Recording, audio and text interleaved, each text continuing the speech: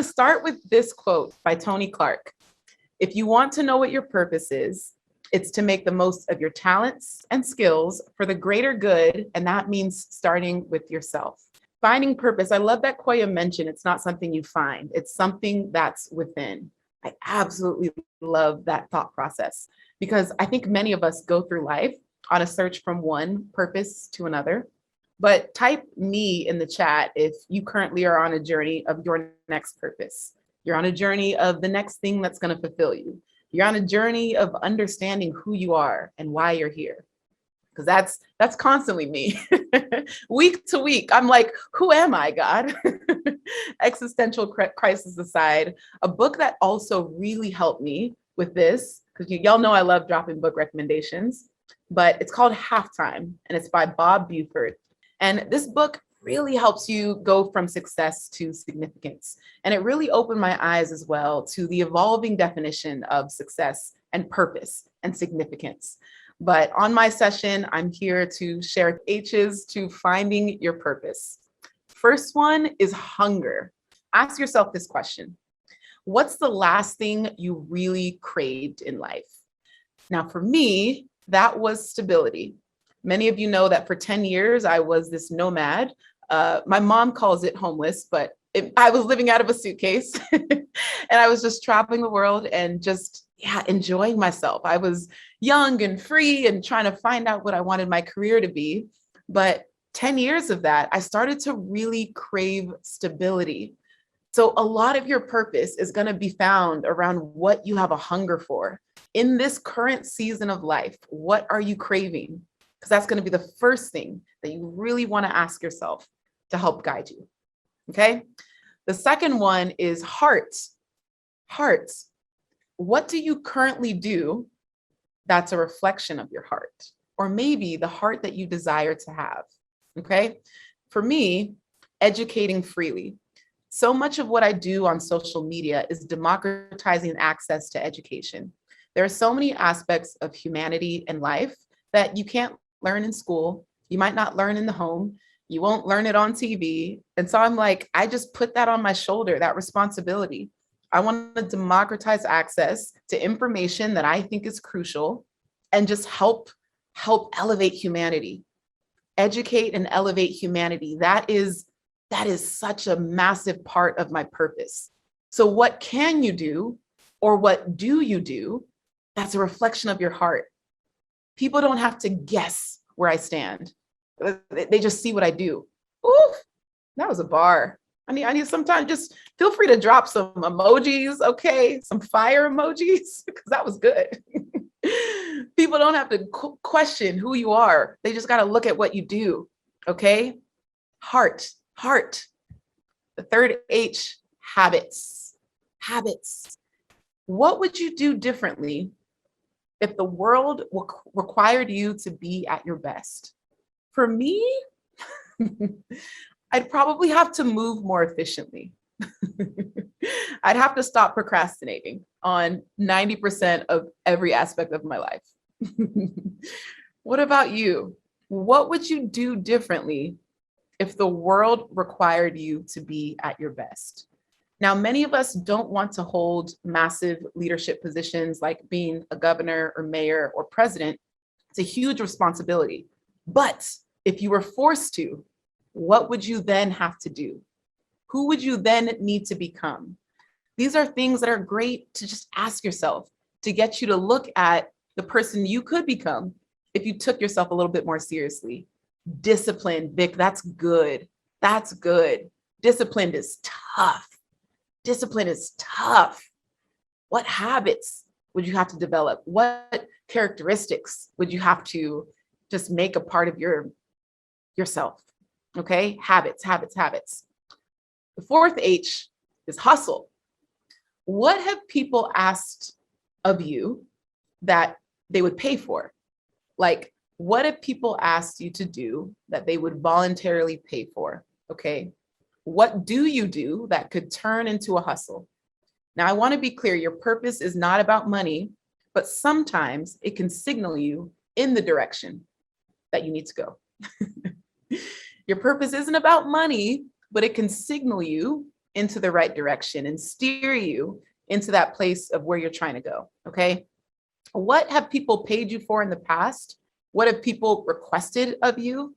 For me, I was a closet coach. Like 10 years ago, being a coach, I kind of felt like a scammer. That there wasn't like, I didn't know what I was doing. I didn't have formal training, but people requested my services. Like, hey, Glo, I'd love to hop on a Zoom. Like, I'll pay, what's your hourly consulting fees? Like, do you coach on this? And I was like, literally still figuring out my life, felt like I had no purpose and direction, and people wanted to pay me for direction.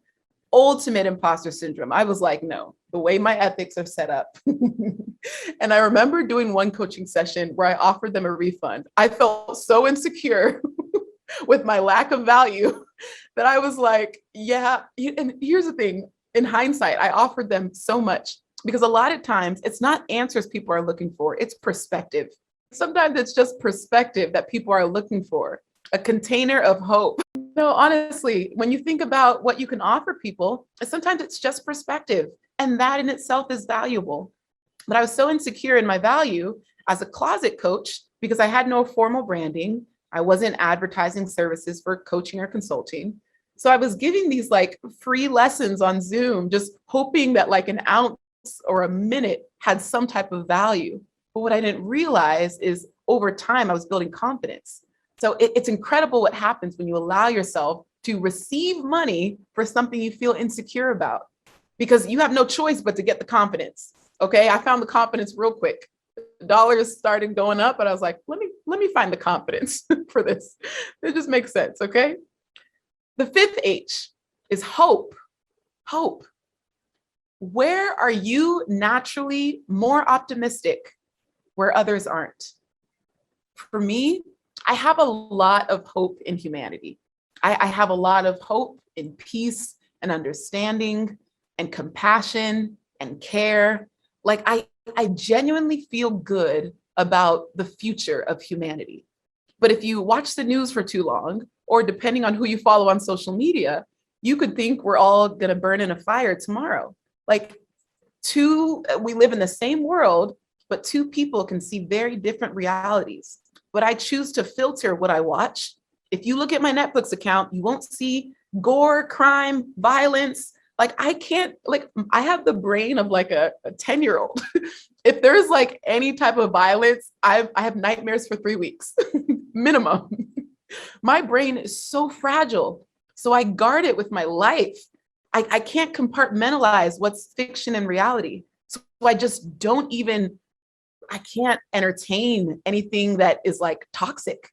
If it's violent, if it's gory, if it's crude, like I have to guard my heart. And me guarding my heart and my mind allows me to be a little bit more optimistic about the direction of humanity. Whereas maybe if you're consuming anything and everything, because of course, violence sells, all the gory stuff sells, like that can make you a little bit more jaded. And I think it's important to be mindful of that. Like these media companies, they know what they're doing. My formal education is in journalism and communications and media, mass media. And one of the leading things that we said is if it bleeds, it leads. If it's bloody and gory, that's the first story that we're going to cover.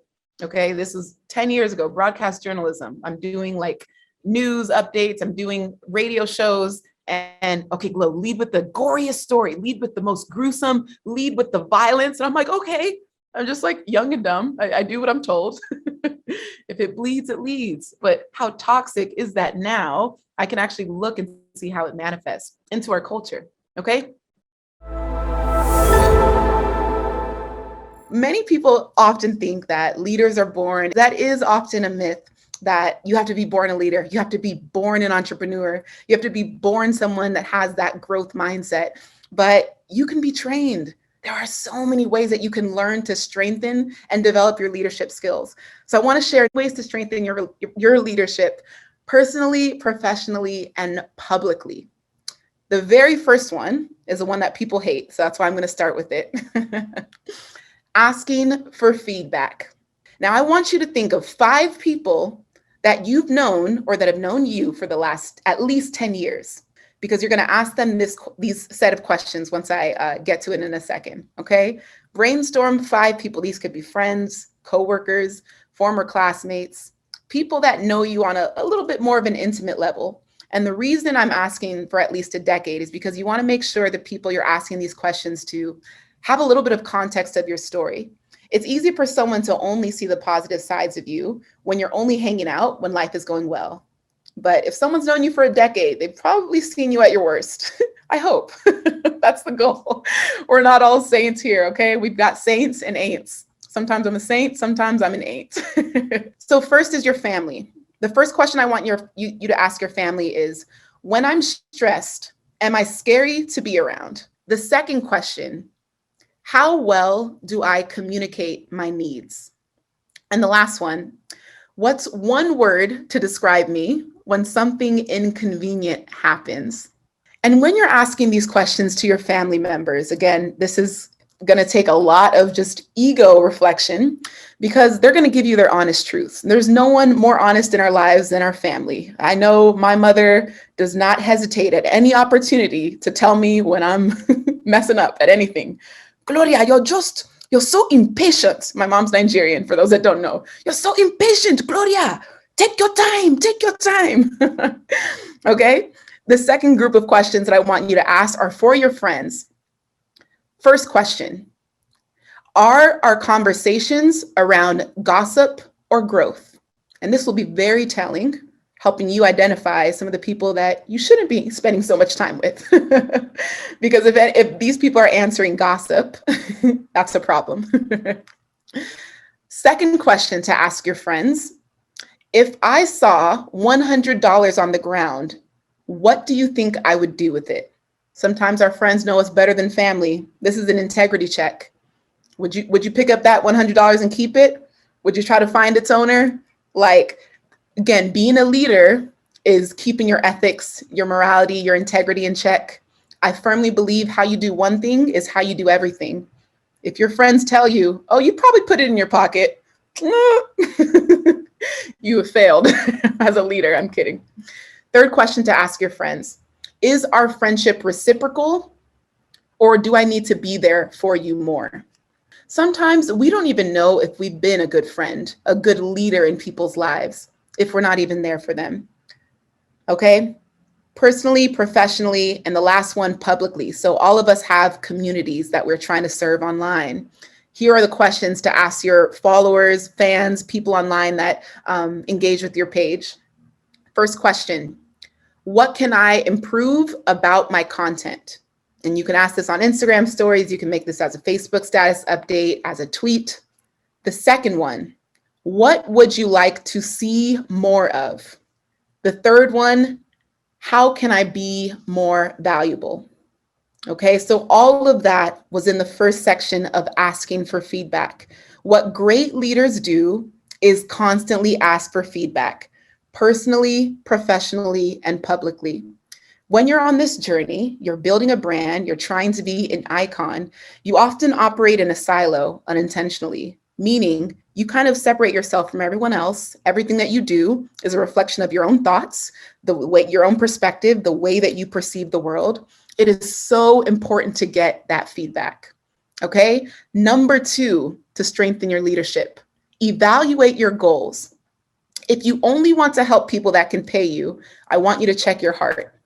What I mean by that is the top leaders in the world, look at their social media platforms. They're using it to freely educate, motivate, and inspire the world. Yes, have paid clients, but how are you showing up on a regular basis, just hoping to inspire or liberate someone else? There's a quote that says, if all of your goals came true, would it change the entire world or just yours? Okay?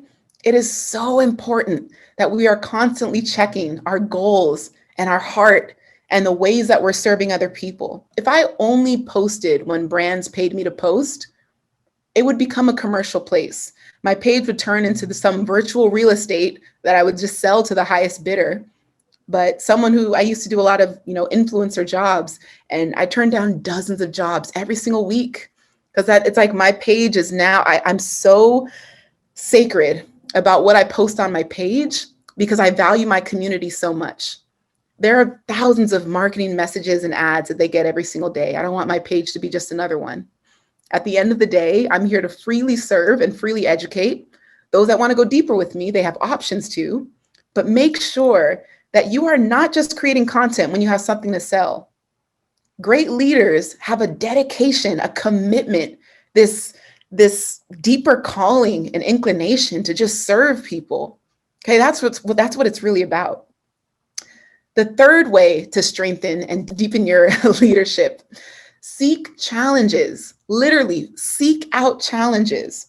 So often we are trying to find the easiest path to success. We're taking detours, we're circling the block twice, going the shortcut. My goodness, challenges develop you. Challenges help you build character, okay? Sure, you can have seasons of ease and seasons of growth, but make sure at least once a quarter, you're putting yourself in an environment where you're forced to confront a blind spot or a weakness.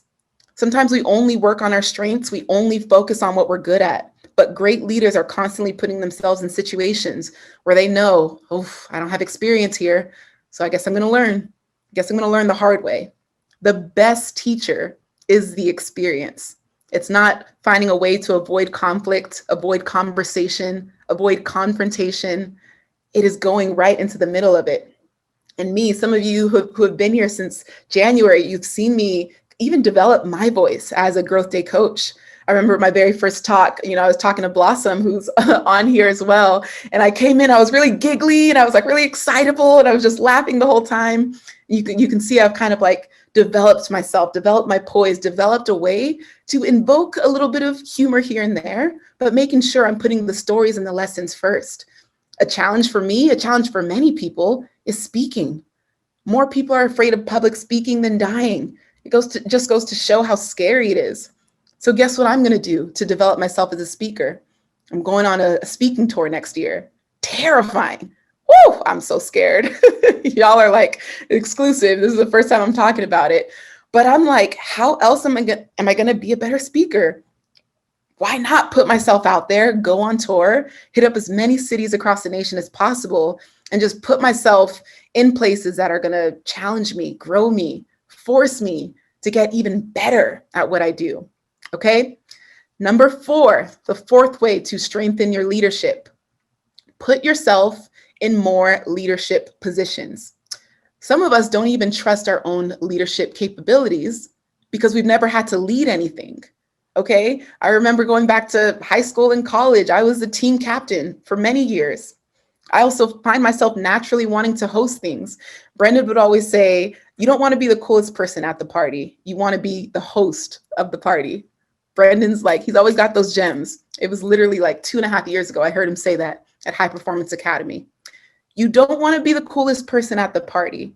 You want to be the one to host the party, because the host is taking on a leadership role. The host is delegating. The host is managing. The host is setting expectations. The host is setting out the invites. The host is marketing. The host is coordinating. My goodness, the host is doing the most. The hostess with the mostest. It is so important that you are constantly and consistently putting yourself in leadership positions so you can develop your communication skills, your ability to lead a team, your ability to just manage expectations. There's so much responsibility that comes with leadership, but so many of us avoid it because we're not sure of how good we're going to be at it. Again, the best way to grow at anything is to take it and tackle it head on. Okay? Discipline is a controlled form of behavior. When you are undisciplined, it means you let your emotional responses dictate how you act. When you have discipline, you are showing a controlled form of behavior. Discipline is the skill, focus is the byproduct. Build the skill of discipline and focus will become the byproduct, guys. Stop trying to be great at something and aim to be disciplined at it. Because when we aim for greatness, it feels like a very, I don't want to say a selfish pursuit, but it just seems like self-serving. But when you want to be disciplined at something, discipline breeds mastery. Discipline becomes like, I want to be so good at this that I become a master at this skill that now I can teach my community how to also become masters at this. Okay, guys, like this is, okay. Now I'm gonna go into 3 ways that I personally increase my focus. There's an app called Toggl, Toggl, Toggl desktop app, Toggl. This is a Google Chrome plugin, and it's also an app both on Android and iPhone. So a lot of you guys, sometimes you approach your day without discipline. So instead of you're wondering like where your time went, tell it where to go instead of wondering where it went. So if you use the Toggl app, you can track, I'm spending 4 hours on emails. One thing as well, when it comes to focus, no, we can no longer be people who check our emails 10 times a day. Like, bless, you know, my sponsors and my partners and people that I correspond with, but they know if they don't catch me in the morning, then they're going to catch me in the evening. And if they miss me in the evening, they'll get me tomorrow. Nothing is an emergency. And when I have that own self-discipline with my time and how often I'm checking my emails, I'm able to focus more of my undivided attention on the task at hand. So make sure you have a discipline around how much and how often you're checking your emails. And I know this might vary depending on the working relationship and the boundaries that's already been established. So unfortunately, this can't be the rule for everyone. But if possible, try to find a way to only check your email twice a day, maybe 3 times max, morning, afternoon, evening. That way, you're not constantly in responsive mode, like reactive mode, like just, oh, like I got to constantly react to other people. And I believe Brendan Burchard said this at High Performance Academy, I think a couple of years ago, but he was like, email is nothing more than a list of other people's agendas. Your email is nothing more than a list of other people's agendas. Shout out to Brendan, because that stuck with me 2 years later. It still sticks with me. Okay. So again, the Toggl app, Toggl. The second thing that I do to increase my focus, my phone goes on do not disturb from 8 p.m. to 8 a.m. And when you put your phone on do not disturb, even if people try to access you, your phone blocks it. Not in a, harmful way. That sounds really rude. Your phone will block people. They just won't, it'll, if someone tries to call you past 8 p.m., it'll say this person is not receiving calls at this time. How respectful. That's really nice. Isn't that like a really cool boundary to set? Like, it's not even that this person doesn't want to talk to you. It's this person is not receiving calls at this time. The person on the other side of that is now aware of the boundary you've placed for yourself because of your own disciplined focus. You have said from 8 p.m., which should be your winding down hours, because just like you have a morning routine, you should be having an evening routine as well. If you are falling asleep to Netflix, am I calling some people out? Let's stop falling asleep to Netflix and Hulu, guys. Like, I understand we need those decompressing hours, but I want the last hours and the last minutes of my day to be spent reading, because what then happens is when I'm sleeping, I'm marinating on the words that I just read. So I love to read like the Zen stuff. I'm reading some Zen Buddhism stuff because it's really helping me just be more calm. So when I read that before bed, I'm now dreaming. Well, I imagine myself dreaming and just marinating in this dream, this other dimension, wherever we go when we sleep. We create these alternative realities, but I imagine myself marinating on those words. And when I wake up, I find myself in a really peaceful place. Okay. So that do not disturb is really important. 8 p.m. to 8 a.m. Those are my personal boundaries. You guys can, 9 p.m. to 9 a.m., whatever you want it to be. And the reason I said until 8 a.m. is because if I'm waking up at 5, that means I have 3 hours of uninterrupted meditation, journaling, prayer, workout, whatever I want my morning to be. Because a lot of us are trying to start our days pouring from an empty cup. We haven't even filled our own cup yet. And we've got the demands of the world, work, our partners, our kids. There's so much. And I admire so many of you that wear so many hats and show up for so many people. But understand, you cannot pour from an empty cup. And you cannot be your best self if you are constantly running on responsive mode, just responding to what the world throws at you. Excuse me. Okay, so that's the second thing. The third thing is one thing at a time. You have 80 tabs in your browser and you feel like, oh, I'm just accomplishing so much because I'm working on this project. I've got this tab open. Like, enough of that. We are going to no longer praise that type of approach, because I used to like brag about how multitasking like I could be. I'm like, oh, I could do this, I could work out while I'm also reading, and then I can also do this and send that email. No, guys, people, whatever you're working on, they deserve 100% of you. Like, give unfocused, undivided, dedicated time to one task at a time. Because what's then going to happen is you're going to enter this thing called flow state. Flow state is the most beautiful thing. Guys, momentum is so lucrative. When you enter flow state, things just start clicking. But you can't enter flow with one task if you are spread across 10 tasks, okay? So make sure you're allowing yourself the capacity to work on one thing at a time. And when we wake up with to-do list every single day, what does your to-do list look like? Are you the kind of person that writes 20 things? Somehow you feel like you're Beyonce and you can accomplish 20 things in a day. Guys, we are not Beyonce. We are normal human beings. I'm just kidding. We really have to approach our days more realistically. Because what I used to do is I would say, okay, today's going to be a good day, Glo. You're going to wake up at 5 a.m. We're going to write these 20 things. We're going to accomplish them. Like, oh, we're on fire. And I'll get to noon or I'll get to 3 p.m. and I've checked off 2 boxes. And out of 20 things, I've checked off 2 boxes.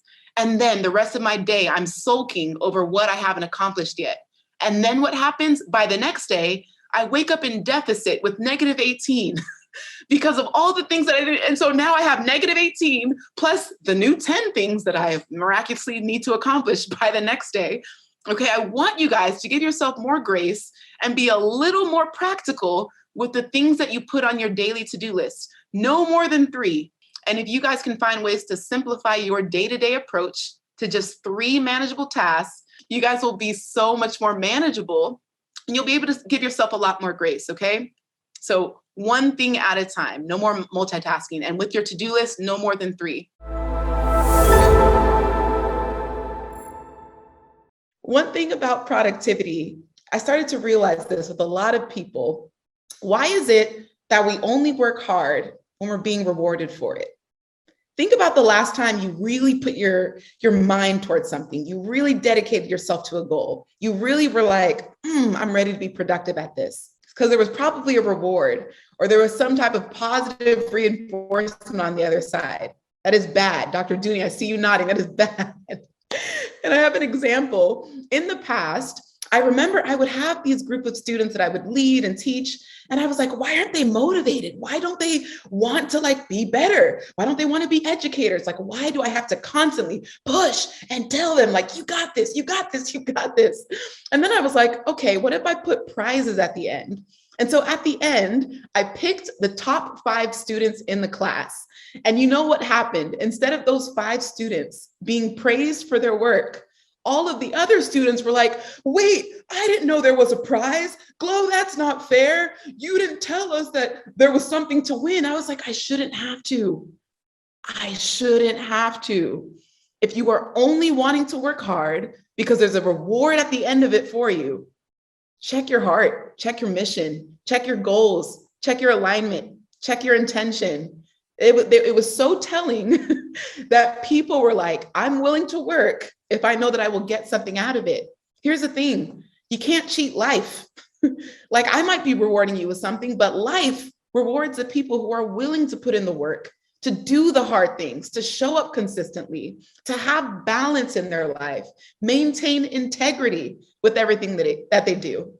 And what I love about this new era and this new age, I'm currently reading a book called Halftime by Bob Buford. And what it talks about is that people no longer want to work until retirement and then just sleep until they die. Maybe a few years ago, that sounded like the dream. You just want to get to retirement age and then you're just a log until death. It sounds appealing for a couple minutes, but it's people want to do meaningful work until they die. And doing meaningful work is a lifetime commitment to productivity and figuring out ways to develop habits, to maintain your own alignment and maintain intention in everything that you do. So 10 things that have helped me be more productive. Make sure your journals are out. And like Brendan said, I'm someone who I feel like I've lived 6 lives, maybe 7 lives. You all might know about 2 of them, but quick context, I've been to almost 90 countries. I'm currently in country number 89, Turks and Caicos, and I have a goal to travel every country in the world. I'm not in a rush. There are people that have beat Guinness records. I actually have friends who have been to every country in the world and they try to do it at a certain age. For me, I just like it as a lifelong pursuit. It keeps me hungry, it keeps me eager, it keeps me as a student. And I just love that there's an opportunity, especially living in a virtual age, that you can work and live anywhere in the world. So being a world traveler, being a travel blogger, sometimes my brand deals were a little bit slow. So I had to get creative with how I would make money. And one of my students, one time I was teaching English in Spain, and one of my English students that I was tutoring, her dad overheard that I played college basketball. And he said, oh my gosh, actually my neighbor is a coach of a semi-pro team here in Spain. Like, are you curious? And I was like, I hadn't played in a couple of years. I was, a little bit out of shape, but I said, sure. And so I went to my neighbor. I borrowed his basketball shoes that were 3 sizes too big. It was like a 12.5. I wear a 9. But I tied it up really tight. And I was like, I'm going to make this work. And I remember showing up to tryouts like, this is terrifying. It was in Barcelona, or if you're Spanish, Barcelona. And going there in Catalonia, they don't even speak Spanish, they speak Catalan. So all of my Spanish lessons can kind of like go down the drain because I was there to speak Catalan with my teammates. Long story short, I try out, I push it, I give it my all. They sign me on the spot. So now I am an official semi-pro basketball player in Spain. La Liga Femenina 2 is where I played, and it was incredible. And when I think about that, the coach pulled me aside. He said, all right, vamos, Gloria, bueno, no. He's like, you're great, we love you, but I have to be honest, you're out of shape. I was about 40 pounds heavier than I am now. And I was like, it wasn't something that I didn't know. Like I had known it. I was having siestas on the beach. I was eating anything I wanted. I was enjoying the travel life, and I was young. So when you told me that I had weight to lose and that I needed to get back in basketball shape, instead of take it as like a trigger, because again, when we know that we've failed in an area of our life, someone calling it out isn't meant to attack us. It's meant to remind us that I know you're better than this. I know you can do better than this. Over the next 5 months, I lost the 40 pounds. The next 5 months, you know how I did it? I made sure every night I gave myself a 3 to 4 hour window. Before I went to bed, I would not eat, and my dinner was fruits. I was like, I want to make sure if I'm going to bed and I'm laying with food in my stomach, I want it to be something that's nourishing. So I made sure I ate fruits for dinner. And then during the day, drinking a lot of water, staying active, running a mile 5 times a week. Did that very consistently for 4 months, and eventually the weight dropped. But something like that, I was like, when someone gives me a mission, I don't know if you're the kind of person that rises to the occasion or takes offense and sulks. If someone is telling you that, you can do bigger things in life, you were meant to do this, I see this in you, are you going to take that as like, oh, well, I kind of see it too, or are you going to rise to the occasion? So many times in my life, travel blogging, semi-pro basketball, wedding photographer, in every area, in every season, I've had to rise to the occasion, not being comfortable with where I was at, but knowing that I can improve. So tool number 1, use Toggl, Toggl. Use Toggl to track how much time you are spending on an activity. It's an app, and you can also download the Google Chrome plugin for your desktop.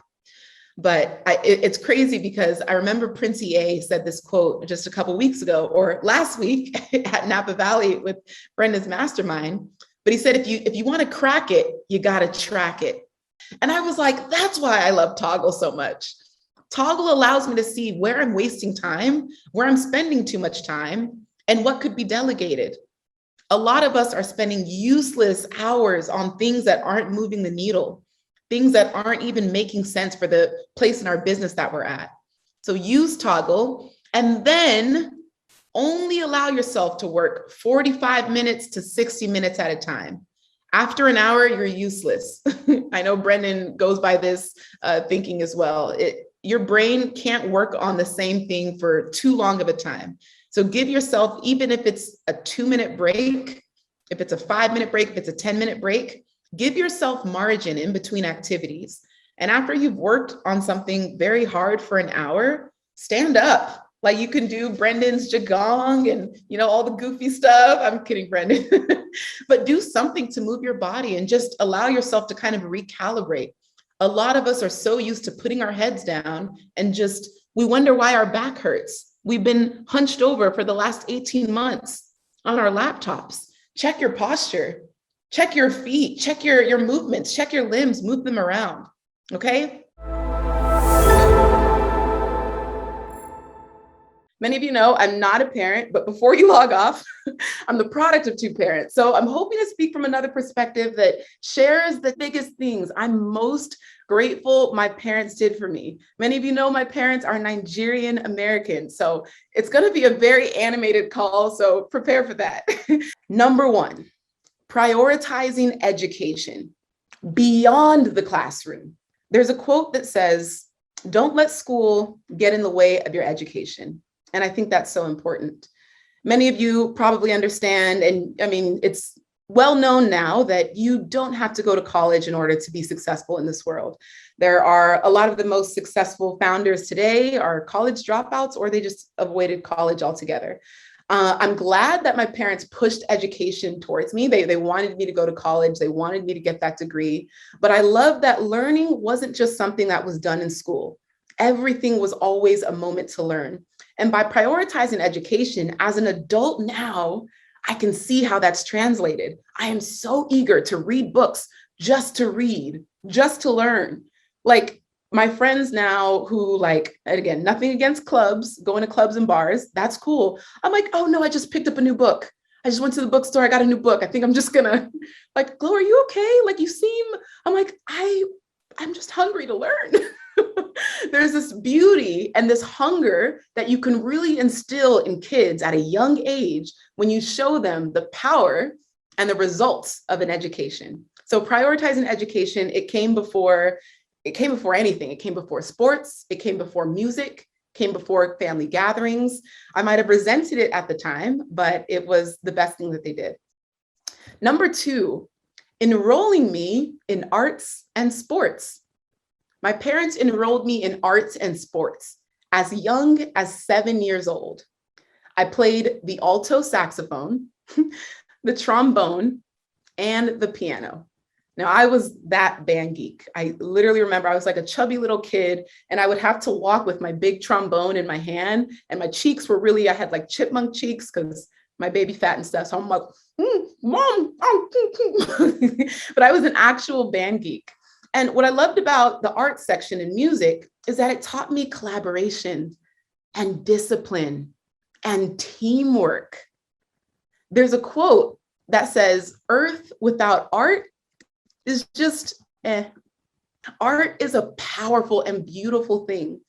Everything that you enroll your kids in doesn't have to translate into something that's going to have a financial success or some type of financial gain. Sometimes art is a beautiful thing to explore just for a child or a kid to explore what they love and to see them kind of entertain a skill set that they can carry with them through life. To this day, 25 years later, I still play the piano. And it has nothing to do with business. It is just the way I feel my spirit. Because as you know, you should be doing things that fill your mind, fill your spirit, and fill your body. So to fill my spirit, I play the piano. So I'm so thankful for the art section. Now, sports on the other side of that, maybe that feels a little masculine, but get this. I played basketball, softball, tennis, and golf. Basketball, I went all the way to semi-pro. I played in Spain overseas. Tennis, I went all the way to college with that. So I played collegiately, singles and doubles in college for tennis. And then golf and softball, I played until high school.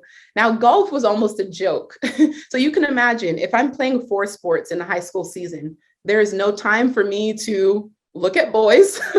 My mom was smart. She knew what she was doing. There was no time for me to flirt, no time for me to get in trouble, no time for me to be on the streets getting into mess that I'm not supposed to be getting into. So the sports not only, again, taught me the discipline and the teamwork and the collaboration, it kept me busy. So I really appreciate the sports side as well. Now, when I look back on some of my favorite memories as just playing team sports, because so basketball was the one that I went the furthest in, you are going to have so much conflict playing a team sport. And you know, the beautiful thing about that, most of, I think, American culture, we're taught like conflict avoidance, not conflict management. So we go through our entire lives avoiding conflict, never having those hard discussions, never confronting people who you need to confront. And so a team, it's like you're on the court, you got 3 seconds left, you got to decide who's making the game-winning shot. Like, you have got to talk about it. And then it doesn't go your way, you got to debunk it.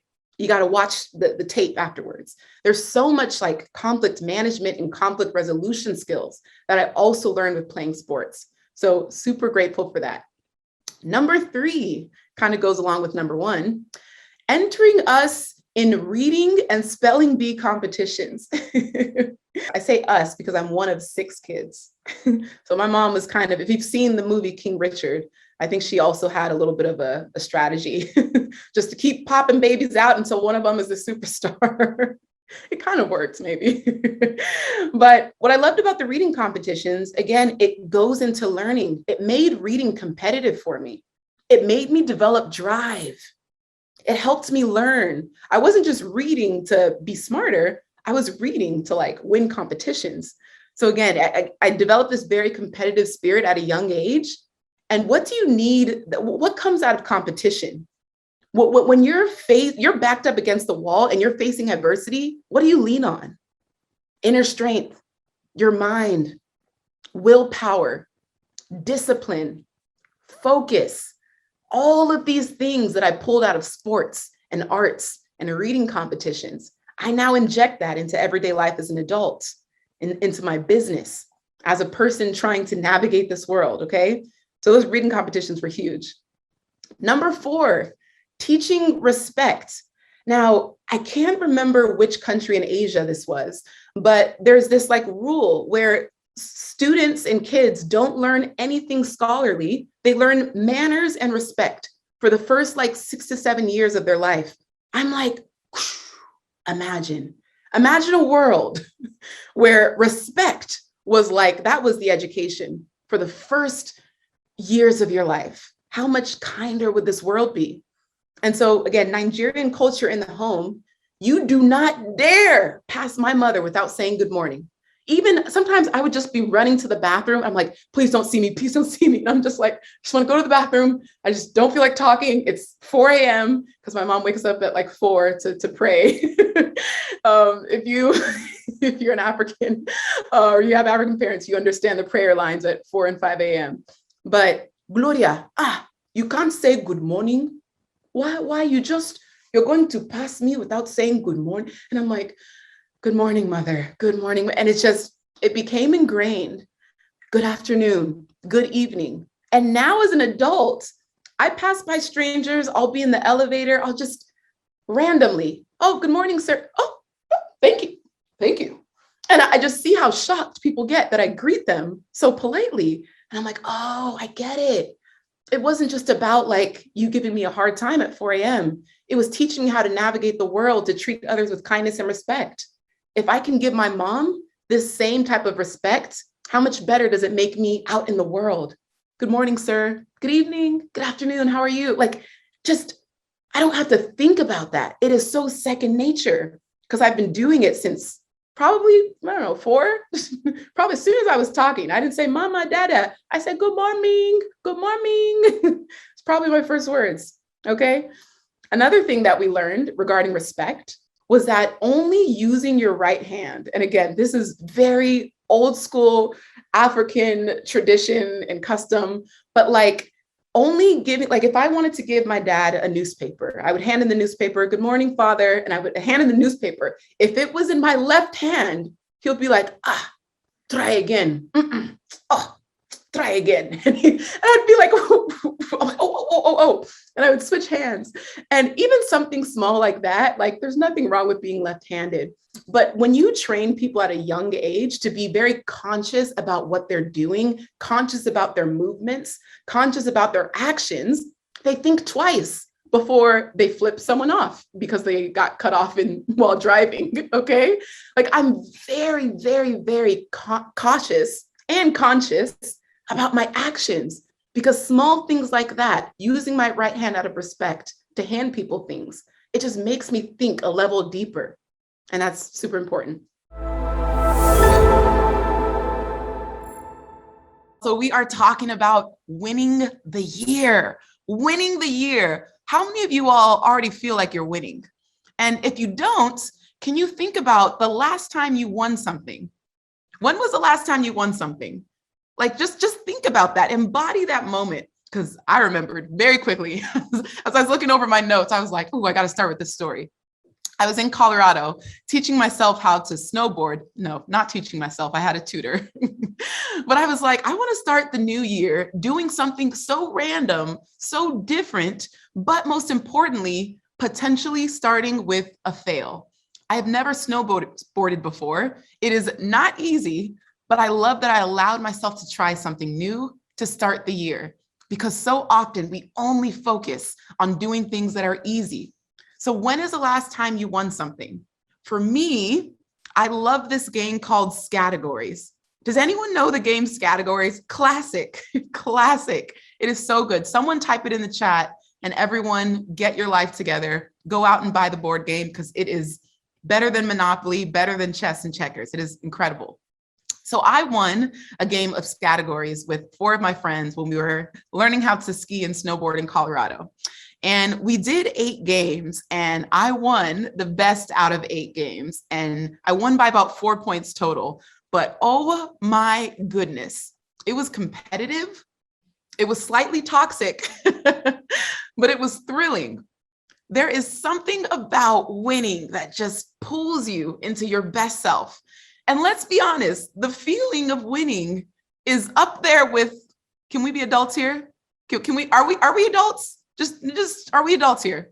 Because winning is up there with orgasms. Winning is the mental orgasm, okay? Let's be honest. So there are certain things I do to analyze, optimize, and catalyze my wins. I'll say that again. There are certain things that I do to help me analyze, optimize, and catalyze my wins. Now I think of this quote by Mark Twain. History doesn't repeat itself, but it often rhymes. So what does that mean? If you want to change your life in any way, if you want to have a different year, you've just simply got to do something different. A lot of us just hope and wish our way into change when we've really got to work for it.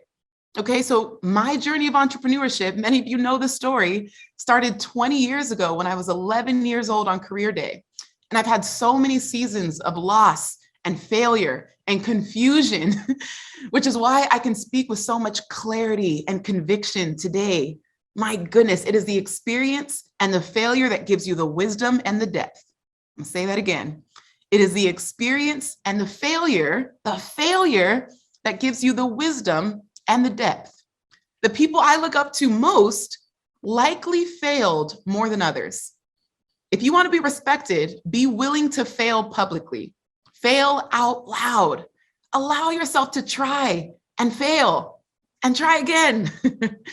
I've had seasons of my life in my entrepreneurial journey where I made no money, but I had a lot of time. And then there were seasons where I made great money, but I had no time. Now I'm in a season where I'm like, balance, glow, balance. It is out there for you. So last year I took a step back and I took 4 months off to really figure out, how do I balance the two, money and time? And so every year, and you might hear that many people do this, a focus word or a word of the year or an intention for the year. My word of the year is freedom. I think freedom is at the root of all my joy and the catalyzer to an abundance mindset. Freedom is like my North Compass. It's my North Star. It's what I look at when I'm dictating my schedule and figuring out what I want to do with my life. And not just a word of the year, but I went even further. It was 11:45 p.m. I was in Colorado slopes. It was just a few minutes before midnight. And I was like, I need something deeper than just a word. Like, okay, yes, I want freedom in 2022, but something else. Think, Glow, think. And I'm with my friend. And I'm like, ask me questions. Talk to me about my purpose. Ask me things so that I just need to download thoughts. Ask me things. Like, okay, what are your goals? What do you want to do? How do you want to make people feel? And we're just yelling at each other. It was the most exciting and probably confusing conversation for a bystander. But what came out of that was the pursuit of possibility. The pursuit of possibility. I'd love for you all to write your words and phrases of the year in the chat and inspire the rest of the community. The pursuit of possibility. I want to show people what's possible by doing the otherwise impossible. Every time I take a step outside of my lane, every time I step outside of the box that people put me in, I love to show others what they can do too. It's not about me. Your life and your journey has nothing to do with you. You are a catalyst. You are a vessel. You are a mirror to your community to let them know what's possible for them. So the pursuit of possibility is all about mirroring the possibilities that others have in themselves. How many lives can I live? How many souls can I reach? How many lessons can I pass on? That's what's gonna really drive me forward. I'm going to shout some of you out. So Ray, you got delegate, Mark, intention, Nancy, appreciate, Raywin, Rain, sorry if I butchered your name, light, Ray is fun, Neha is focused, Nadia is peaceful, Faith is inspired, Jenny wants clarity, Beth wants to serve. This is amazing. I love this. And if you don't have your word yet, like just scroll through the chat and allow other people's intention to inspire you. Okay, beautiful. Friendship, tough stuff, because when we look at all the friends that we've had in our life, they can be life-giving, exhilarating, healing. And then you look at the other side, which is the majority of my history. They can be exhausting and toxic and life-sucking. And I was always like, what's wrong with me? Why do I attract leeches? Why am I attracting such negative people? Like, what am I doing wrong that I can't find the type of friends that I need to grow, to heal, to be a better person? Because everyone's heard the quote, you're the average of the 5 people that you surround yourself with most. And I fully believe that. So we are so quick to give someone the friend title. Oh, that's my friend. But you met them 10 minutes ago. How do you know they're your friend? What have they done to prove that they deserve a spot in your life? Like a valuable spot in your life. We're so quick to label people as friends. There's a spectrum. There is a spectrum. Instead of oscillating between stranger and friend, like there's other words that you can use, other things that you can call people so that you don't feel that weight and that pressure. So the very first type of friend, we're going to call her Jealous Julia. Jealous Julia. Can anyone relate to having a jealous Julia in your life? You just felt jealous energy from them. Jealousy is such a weird emotion because even though it might be it's a bad emotion, but it doesn't make someone a bad person. I could always like recognize, oh my goodness, like their jealousy is so heavy, it makes it hard to want to be around them. When I think of the jealous Julia in my life, I spent 8 years as a travel blogger. So I was solo traveling for most of my 20s, from 22 to 29. I was just traveling around the world, living out of a suitcase, actually 4 very overweight suitcases. And it was an amazing life. I was building my brand as a travel blogger, telling stories of other countries, and also the story of myself, becoming of age and realizing who I wanted to be and what I wanted to do in my adulthood. But I remember having other travel bloggers that I would meet and network with and find on my journey. And of course, I'm a naturally giving person. I'm an Enneagram 7. Does anyone know their Enneagram numbers? 7s are enthusiasts. We're scatterbrained, but we're also really fun. We're excitable, we're happy, we're joyful, we're charming, we're kind, we're generous, but there's also some other qualities, but this is not the purpose of this call. we have a lot of great qualities about us. And so it makes it very easy to be friends with us. But my goodness, even though someone wants to be my friend, doesn't mean I have to be theirs. And what I started doing as a travel blogger, meeting all of these people, I was like, okay, well, they want to be my friend. So let me force myself to be their friend. Like, I'm just going to find a way to make this work, even though I felt this really jealous energy constantly. Jealousy of like, and things that I didn't even think that I had like correct. I was still finding my voice. I was still figuring out what I wanted to do. But even to the point, and this woman, the Julia, because we're going to use hypothetical names here, but Julia was a gorgeous person, physically gorgeous. But every time I was around her, I would dress myself down because I recognized, I'm like, oh, I can tell that she feels bad. If more guys are looking at me when we're out together, I know that she starts to get jealous of that. So let me down dress, like literally dress like a bum when I'm around her. How toxic is that? How, like, I look back on that, I'm like, Glow, why? Why did you do that?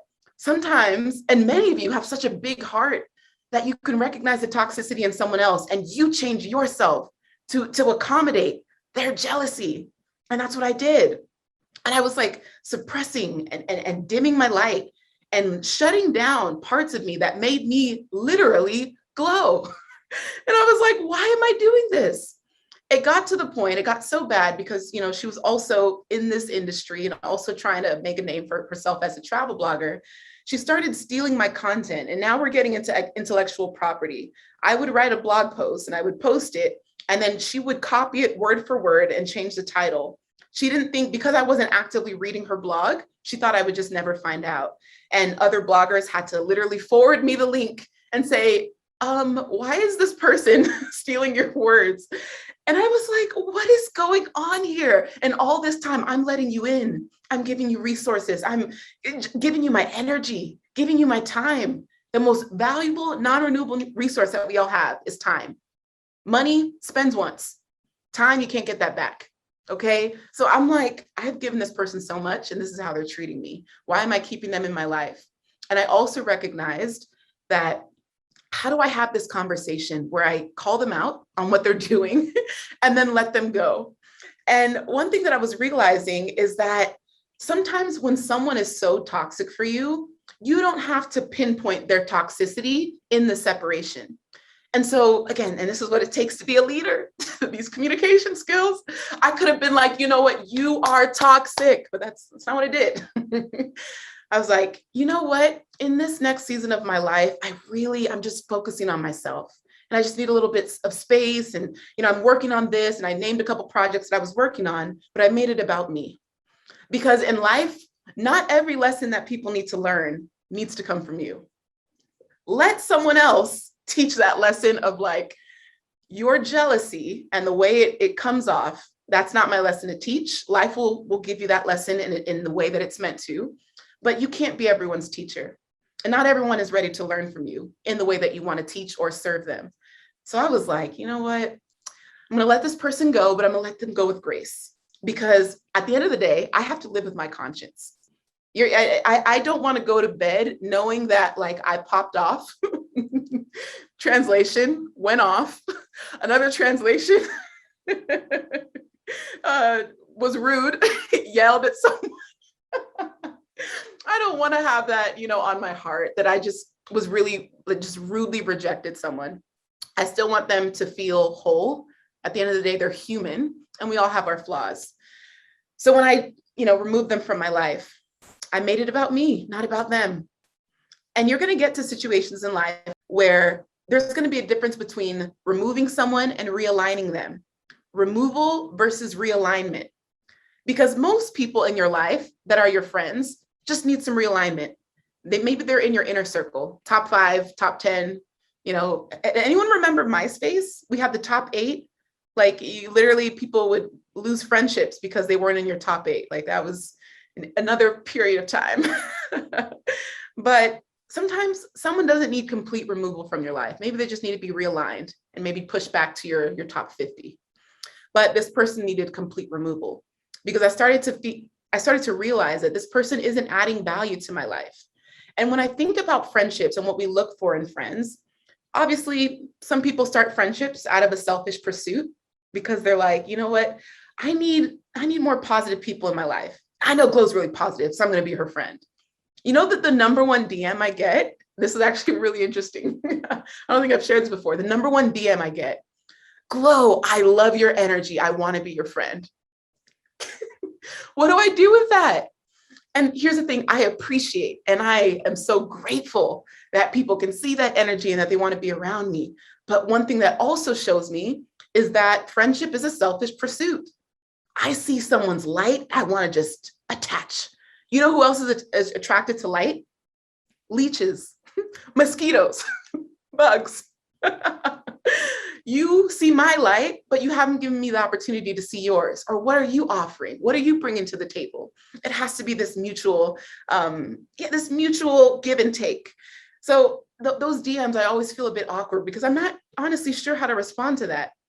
And I know how I show up in this world. I know the light that I bring in this world. I know how to make people feel better about themselves when they're around me. Like that's a gift. And I love that gift and that discernment of energy and spirit. Like I love that I have that, but doesn't mean everyone deserves or is entitled to that light. Think about that. If you know you have a light and a positive energy about you, just because someone knows you doesn't mean they're entitled to that. You get to decide who you show up as your best self with.